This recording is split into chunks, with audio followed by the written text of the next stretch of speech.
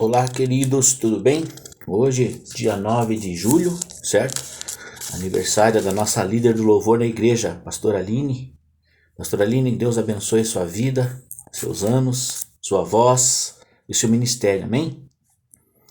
Pois bem, vamos continuar aqui, pessoal.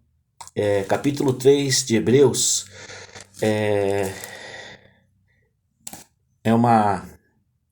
ele vai falar.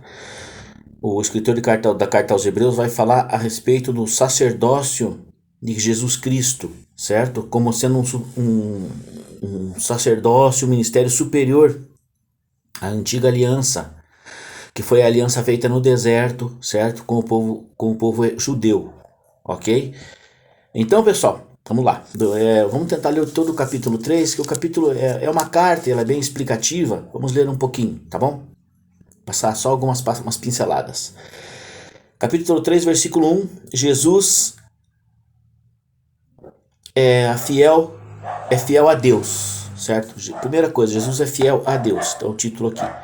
Por isso, irmãos santos, vocês participam de um chamado que vem do céu. Por isso, fixem bem a mente em Jesus, o apóstolo, o sumo sacerdote da fé que nós professamos. Ele foi fiel a Deus, que ele confiou esse cargo, como também Moisés estava encarregado de toda a casa de Deus. Veja só, na verdade, a glória que corresponde a Jesus é muito maior que a glória de Moisés, pois não há comparação entre a casa e aquele que a constrói. Cada casa tem o seu construtor, mas é Deus quem constrói tudo. Sabemos que Moisés foi fiel a Deus em tudo que se refere à casa de Deus, mas agiu como servo, para testemunhar aquilo que devia ser anunciado mais tarde. Pois bem, então, o sacerdócio de Moisés, certo? Era um sacerdócio de servo, ok? Era um sacerdócio de despenseiro, de mordomo, certo? Mordomia, cuidado da casa de Deus, tá ok? Aí, veja bem, mas o caso de Cristo é diferente. Ele veio como filho e ao filho pertence a casa. E a casa de Cristo somos nós, se conservarmos firmeza e esperança, que é o nosso orgulho, que é a nossa esperança, que é a nossa bandeira, que é a nossa orgulho aqui, né? Que é a nossa alegria, que é a nossa vitória, que é o que nos encoraja, o que nos dá força, ok? Termos a fé e crermos que realmente somos, nós somos exatamente casa de Deus. Casa de Deus é o quê? É o templo onde habita o Espírito Santo nesses últimos dias, pessoal. Cristo foi para o céu, certo? Ele subiu ao céu, ele falou para os apóstolos, fiquem em Jerusalém, até vocês serem revestidos, vocês serem revestidos do poder, certo? E eles ficaram ali buscando lá no cenáculo em Jerusalém, buscando, clamando, esperando a promessa de Cristo, a nova promessa de Cristo de que o Consolador viria. E houve línguas de fogo, Atos capítulo 2, ok? Quem quiser dar uma olhadinha lá. Línguas de fogo, e daí foram dados a eles ali naquele momento falarem em línguas estranhas e línguas também para que as pessoas entendessem o evangelho, ok? Pois bem, então veja só, ele veio como filho, ele pertence à casa, e a casa de Cristo somos nós. Pois bem, então vamos adiante. Por isso, escutemos o que diz o Espírito Santo. Olha que daí o que o Espírito Santo ele veio para quê? Para testificar de Cristo. Olha que coisa legal. Por isso, escutemos o que o Espírito Santo diz. Naquela época, certo? Foi lá no comecinho, quando estava sendo escrita essa carta, o Espírito Santo já havia vindo, mas ele está explicando aqui que antes de Cristo foi Moisés, daí veio Cristo, e agora o Espírito Santo está aqui fazendo o quê? Testificando. Olha só, por isso, escutemos o que diz o Espírito Santo. Hoje, se vocês ouvem a voz de Cristo, não fiquem de coração endurecido como no dia da revolta no deserto. No dia da tentação no deserto. Ali os pais de vocês me tentaram, colocando-me à prova, Deus falando, ok? Embora já tivessem visto as minhas obras durante 40 anos.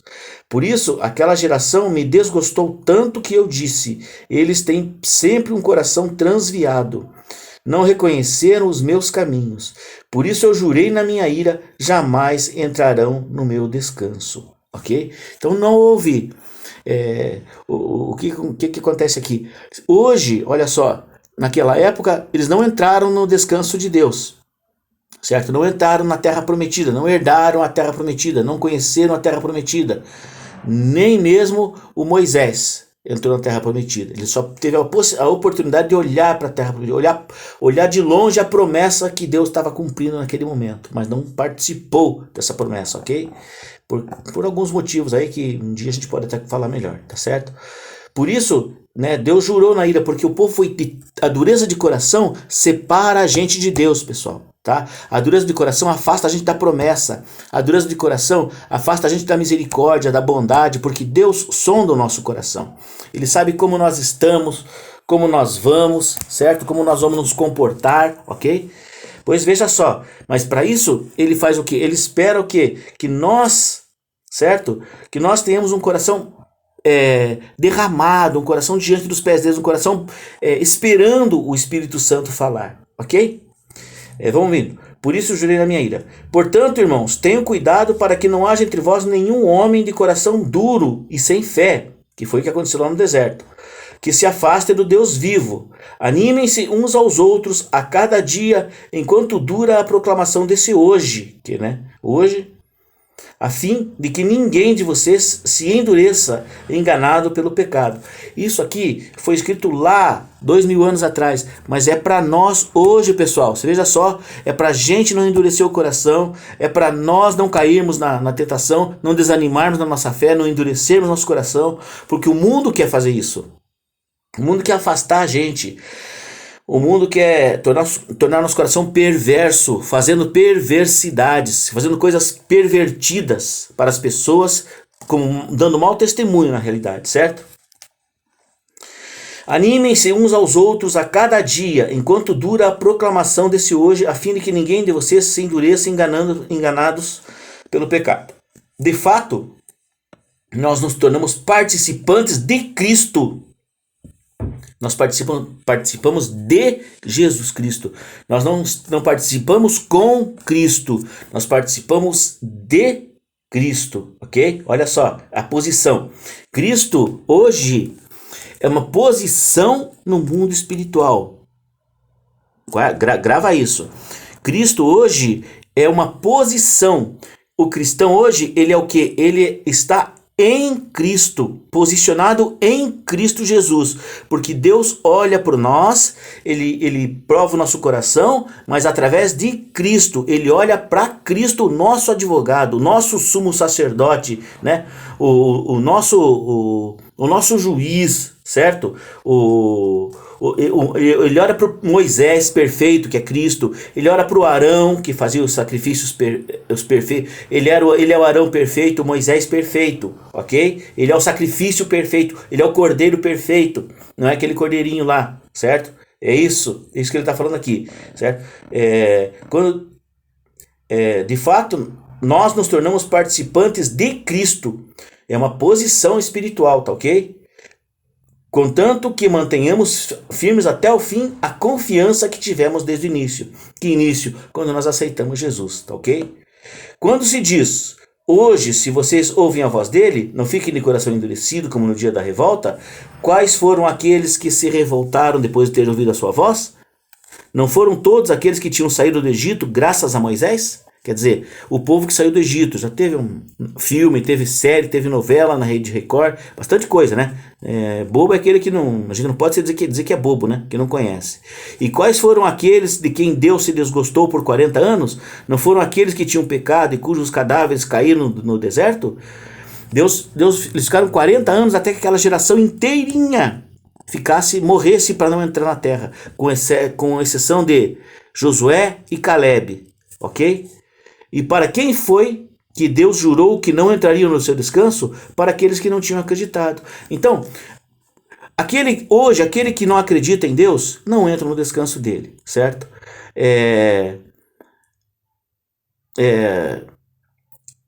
Aqueles que se revoltaram, certo? foram os que ficaram, que morreram no deserto, que ficaram, né, deixaram Deus dos gostosos por 40 anos. Tá ok? É o que ele está falando aqui. Amém? Para aqueles que não tinham acreditado. Vemos assim que eles não puderam entrar aí por causa da sua falta de fé. Querido, se você não tiver fé em Cristo, se você não tiver fé no Espírito Santo, se você não tiver fé na igreja, se você não tiver fé na tua salvação, se nós não tivermos fé nas coisas invisíveis, se nós tivermos fé só nas coisas que estão acontecendo agora, no momento de agora, no dia que se chama hoje, que é passado, mas temos que... a nossa fé é pouca, a nossa fé é uma fé, como dizia um pastor muitos anos atrás, falou, nós temos uma fé burra, certo? A nossa fé tem que ser aonde? Tem que ser em Cristo, tá? Temos que ser participantes de Cristo. Então isso é importante, ok? A nossa fé, ela tem que superar esse mundo natural, essas coisas que a gente vê. A nossa fé tem que estar além, nossa fé tem que estar em Cristo Jesus. Por isso que eu falei para você, é posição, é região celestial, é mundo espiritual, é coisa louca mesmo. Mas Deus disse que ele faz as coisas loucas para confundir as coisas sábias, tá ok? Ele pega os sábios na sua própria ignorância, na sua própria sabedoria. Não pensem em vocês que Deus tá olhando lá do céu e não está vendo nada que está acontecendo aqui. Não pensem em vocês que Cristo, que o corpo de Cristo, que é a igreja, não está agindo nesse momento, tá ok? O povo de Deus é um povo que está sempre orando, é um povo que está sempre buscando, um povo que está sempre clamando, fazendo como Cristo fazia e faz por nós, intercedendo pela nação, pelo mundo, pelas pessoas, para ver o que? Salvação. Tá? Que esse negócio de prosperidade, de ficar rico, cara, essas coisas aí, não dá tempo não. Tá? O mais importante é guardar nossa alma, guardar nossa vida no mundo espiritual. Amém? Que Deus te abençoe, querido. Fica na bênção. Semana que vem, capítulo 4 de Hebreus. Leia lá, aprenda um pouquinho. Tá bom? Deus te abençoe. Tchau.